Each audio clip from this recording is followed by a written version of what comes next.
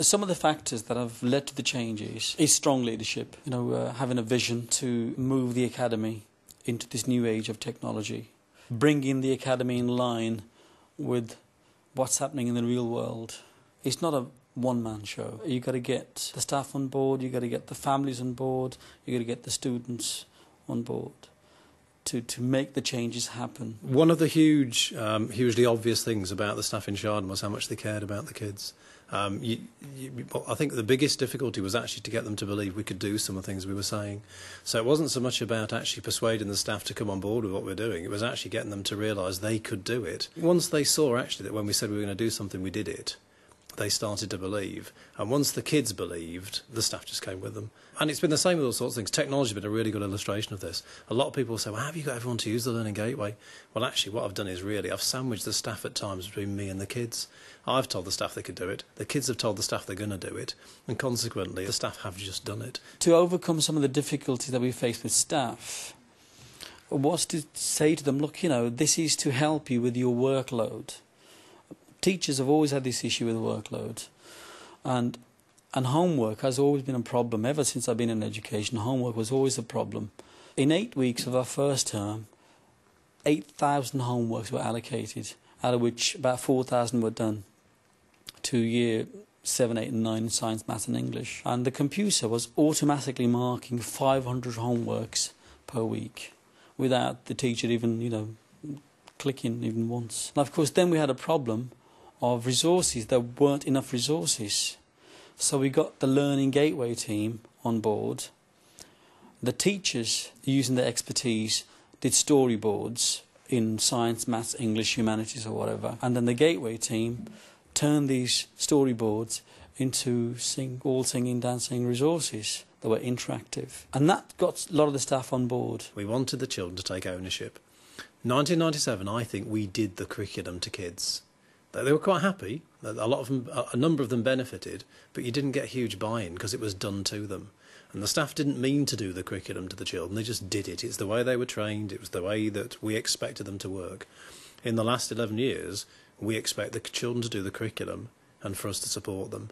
The students wanted to have a system where they can easily access the work that they are going to do and the work they've done for revision purposes. So they had a big say in how they wanted the student portal and how they wanted the homework allocation given to them. And again, that's really why we've deployed technology the way we have, because it's a great supporter of delivery. You can use it to deliver, but it's far better if you actually use it to enhance a teacher. To get the community involved, I think, is going to be our biggest challenge, I think. It's very important to involve the community because I think education is driven by the community. If you've got parents involved in their children's education, then children tend to do much better. We put some computers into the community centres, into the local mosque, into the local Sikh temples, into the library. And then some of our teachers, especially Sir Mark, went out and actually spoke to the community leaders. He gave talks in the Sikh temples or in the mosque and talked to the community leaders about what we're trying to do, trying to bring in technology into education. The biggest catalyst for causing change has probably been technology. And I'm only prepared to say probably, because we get many visitors to Shireland. Everybody always wants us to say, well, actually, if you put 100 PCs in, life will be fine. And I just can't bring myself to do it. But as a vehicle for change, we couldn't have done some things that we've done without technology. The Learning Gateway is the best Trojan horse for school change I've ever seen. You can hide anything inside of it, you can support anything with it, you can make it look however you like. So you're not imposing something where everyone says, I don't like this. Actually, with the Learning Gateway, what we've been able to do is to get everyone to come into it and feel part of it. But what it's done is it's actually brought consistency of approach. And one of the qualities I think you find in really good schools is consistency. Consistency of process, consistency of expectation, of the way you communicate. More importantly, in poor schools, you find complete inconsistency. Mostly because it's dependent on people.